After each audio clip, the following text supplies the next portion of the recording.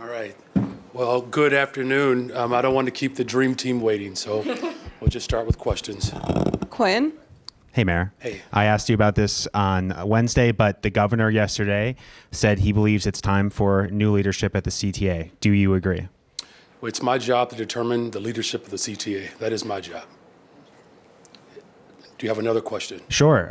This week, Block Club reported on a CTA bus driver named Antia Lyons who it went nearly an hour before she was found after having a medical emergency. She later died.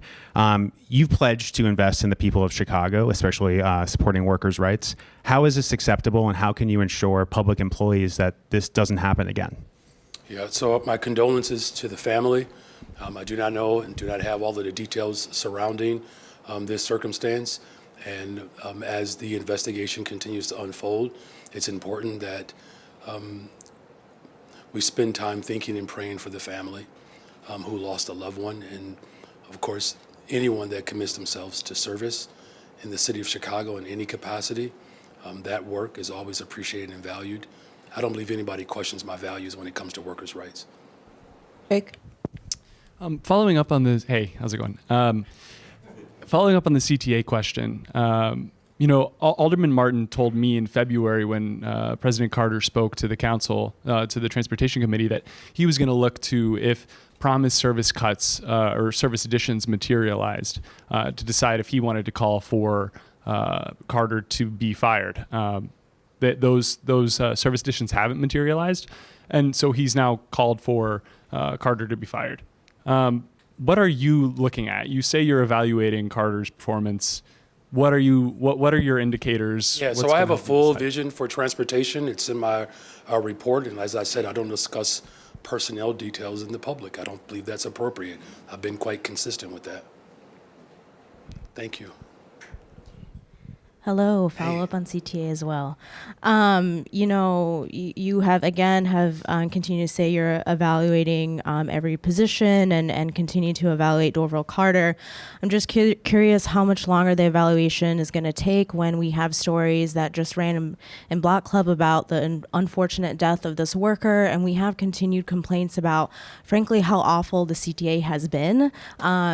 Post-COVID, during COVID. So curious, when can we expect a timeline on an announcement on whether you decide to keep Carter or fire him? All right, well, right now he's still employed. And again, I don't discuss personnel details publicly. Good evening, Mayor. Good evening. What do you make of Alderman Yancey's call for you to invest just as much in Black Chicago as the $300 million spent on migrants to date? Do you accept that challenge? And do you think he fairly represented the investments your administration has made in Black Chicago? So first of all, Alderman Yancey agrees with me. He agrees with me. Everything that we've done has been centered around investing in the people of Chicago. That wasn't a new challenge. That's something that he and I have worked together over the course of our time as organizers. And so that's why this $1.25 billion bonds deal is critical. It's important. It's an investment. It's a real one. Youth employment, mental health, the formerly incarcerated, environmental justice, the unhoused. Those are all critical investments that I promised to make. Passing paid time off, hundreds of thousands of workers, abolishing subminimum wage, hundreds of thousands of workers, primarily black and brown. So there are more people that agree with me now. And I appreciate the work that Alderman Yancey has done over the course of his time as an organizer. And I'm glad that there are actually more people talking about this. There are a number of people who've been in council, have been in power a lot longer than me. I'm glad that my election has inspired so many people. And to follow up, this is around the time last year when migrant buses really began ramping up, and we saw people sleeping in police stations. This summer, we have the DNC to expect also. As you have moved to, close some shelters and right-size migrant costs, what does your administration's intel say at this point about what to expect from Texas this summer? And is today's $70 million, as well as the county and state's pledge, enough to guarantee that the humanitarian crisis we saw last summer will not repeat itself? Well, we can't predict what the governor of Texas will do. We know what his intentions and desires are, is to create chaos around the country. We have provided incredible order and structure around a very difficult situation. When I got in office, people were living and sleeping in police districts and airports. That is no longer the case. Thousands of children are being educated. We have saved over $200 million with our brand new operation. We have renegotiated contracts that I inherited. In fact, so much so that we are now in a position where we're very close to not having to have the type of reliance that other levels of government have had on favored staffing. You know, somebody mentioned an article that they read about favored staffing receiving $47 million of $51 million. I told that story. That's why I was in the article. Look, as frustrating as this experience has been for a lot of people in the city of Chicago, we have held on to our values. Now, I've also said that the state has to do more, and so I'm hoping this is the first time that the governor is going before the legislature to ask for specific dollars. I hope he can get it done. And I am calling state reps and state senators, encouraging them to support it. Michael? And I will continue to call state reps and state senators, encouraging them to support it. But I'm also encouraging them to make sure that our schools are fully funded, that we have a housing crisis in this city and around the globe, quite frankly, that needs to be addressed. So it's unfortunate that we have who we have in Texas, who has caused so much frustration for people. But we have not flinched in this city, and I don't flinch. Good evening, Mayor. With the bond authorization passing today, how soon could Chicagoans start to see bond sales occurring and the effect of that first $250 million? We got two commissioners. Either one of you could talk about how fast and how soon. You want to start? Commissioner Boatwright? Sure. We have funding applications in now that could certainly benefit from the economic development bond on DPD side. And so as you all know, these are community development grants as well as other buckets. These are existing programs that are in desperate need for funding for us to continue to make the impact that our neighborhoods desperately need and that they deserve. And so we're excited to get going as soon as possible. I'll add from housing's perspective that we do have an existing pipeline for the multifamily deals that we do for affordable rental housing. In addition to which, just last month, we announced the addition of 13 projects through our low-income housing tax credit allocations. And so now with this money being available, we are able to really look at those projects in a different light and look at the gap funding that they might need and figure out, okay, how quickly can we go and let's get it done as soon as possible. In conjunction with Cut the Tape, we can really move on these within months. And I know that during the hearings there was mention about criteria for deciding whether or not to let TIFs expire or extend them. When is that criteria going to be made public? Jill, do it. Jill, you can? Okay. Sure. So we've shared with our aldermen, City Council, the draft criteria. And I think once we finalize it, which is in the very near future, the information will be made public on our website, the criteria in which we'll review the expansion and extension for existing TIFs. And good evening, Mr. Mayor. Good evening. How do you view the kind of semi-criticisms that you got from members of the council, even those who were voting for the bond issue, about transparency and saying we just haven't seen enough of it up to this point, and what steps will you take going forward? Well, I appreciate it, but the question. But if you remember the conversation, the issue was 1 million versus 5 million. So the issue of transparency was just sort of muddled in there. They all agree that I'm being transparent. The real argument was whether or not the threshold should be 1 million versus 5 million, because both of them require transparency. There were some members who believed that that threshold was too large, even though it doesn't really even come close to the type of deals that we tend to make on average. We have provided a very specific layout of the areas of focus for these bonds and how these deals will ultimately help transform communities. But if you remember the argument around transparency was 1 million versus 5 million. So I don't know if it's even a legitimate argument, quite frankly.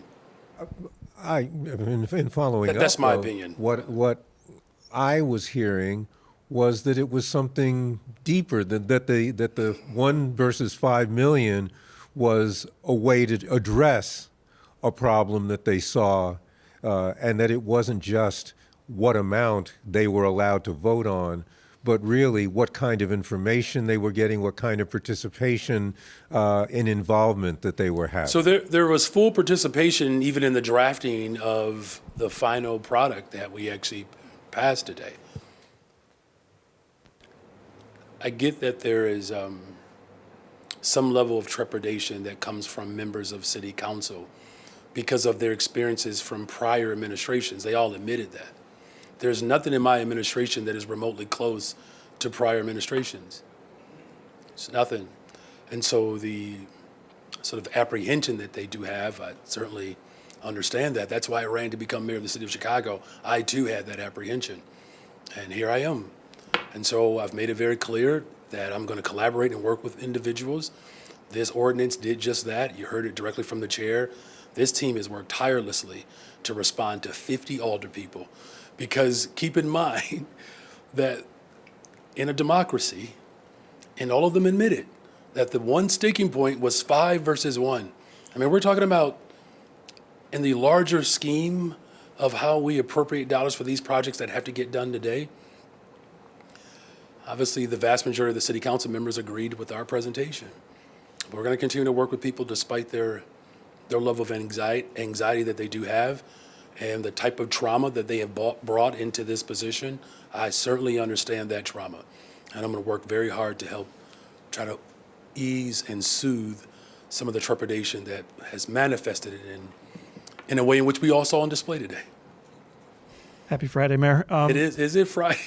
All right, thanks for reminding me. I'm curious if you have had any. And I'm sorry, what's your name? I'm Mitch Armentrout from the Sun-Times. Okay, all right, Mitch. I'm curious if you've spoken with Bally's chairman Soo Kim regarding his effort to take Bally's private, and do you have any concerns about what that might mean for the Chicago casino? Yeah, no, I have not spoken with him. I know that there are some concerns that everyone had from the very beginning around this development.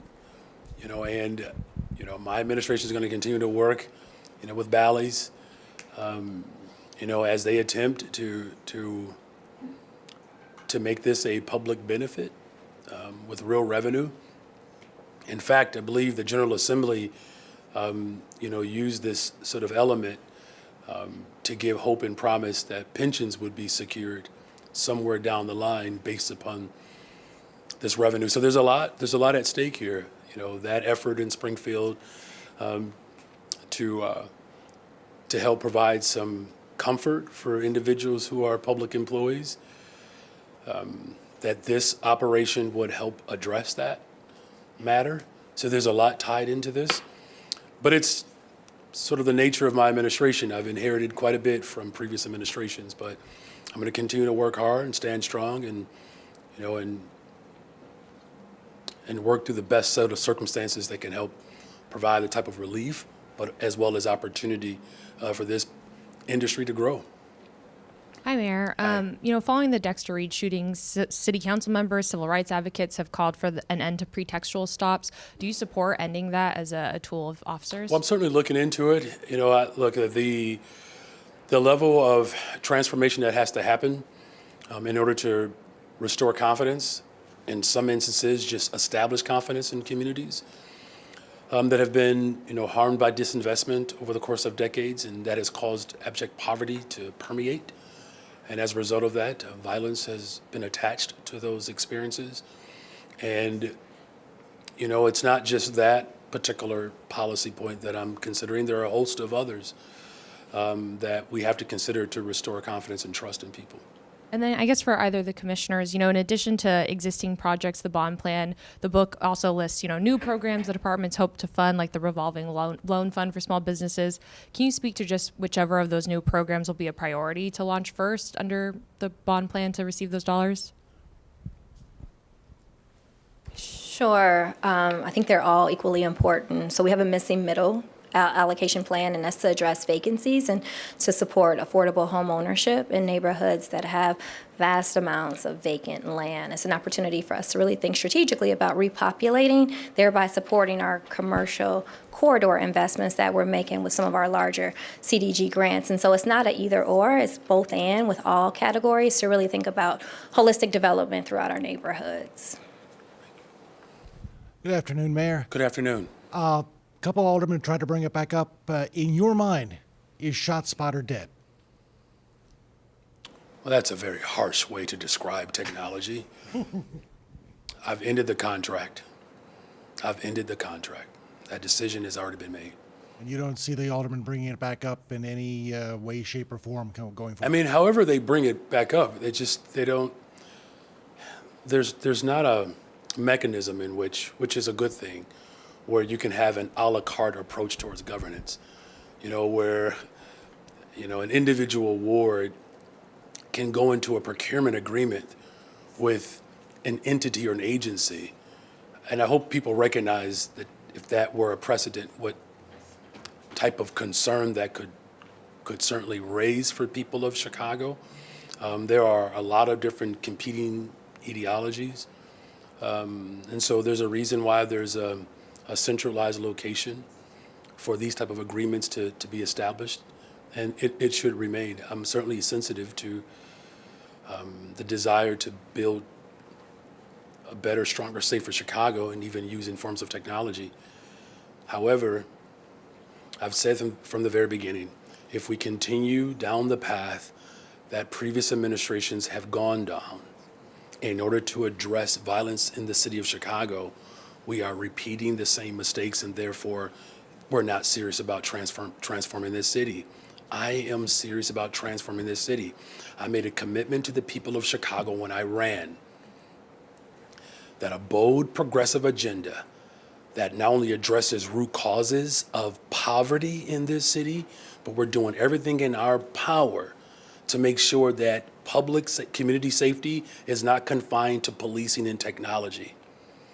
The safest places in America, they all have one thing in common. They invest in people.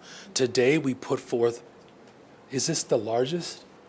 $1.25 billion bonds deal with expiring TIFs that will go back into taxing bodies. And that revenue that is collected from those expirations allow us to actually pay off the debt. Now, if I could say this with all due humility, it's freaking brilliant. Brought to you by brilliant women. It's always a good day when brilliant women are around you and in charge. Hey, Mayor. So as you noted, you appoint the CTA president, but the state isn't a total non-entity here, right? They have three of the seven board appointments. You obviously have the four, so that's, I think, why you said that. But are you frustrated that Governor Pritzker went beyond what you've been willing to say in terms of whether Dorval Carter should stay on? Well, look, it's a concern that everyone has. And as far as public transportation, it's a concern. The pandemic really, put us in a really bad place, but it wasn't just the city of Chicago, it's all over the country. Pre-pandemic, I believe ridership 1.5 million. We're approaching 1 million riders.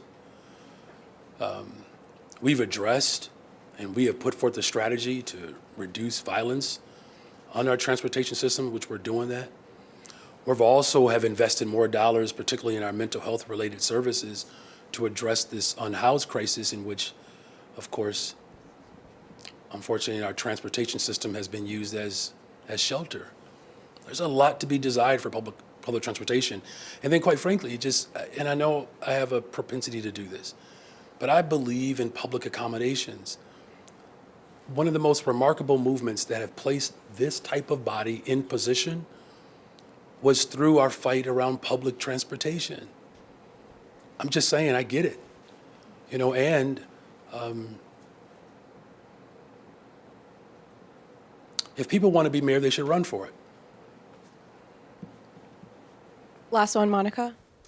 By the end of the month, the city's on track to reduce its shelters from 25 to 16. How does that track with the potential surge of migrants coming? Will the state be taking that on? Yeah, it's a good question. So this is really about how many beds that we will have available.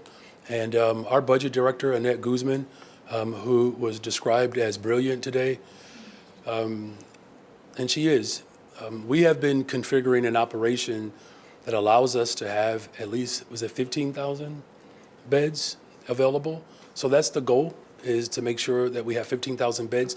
Back in November, when the state had a conversation with us about standing up shelters, that commitment has been made.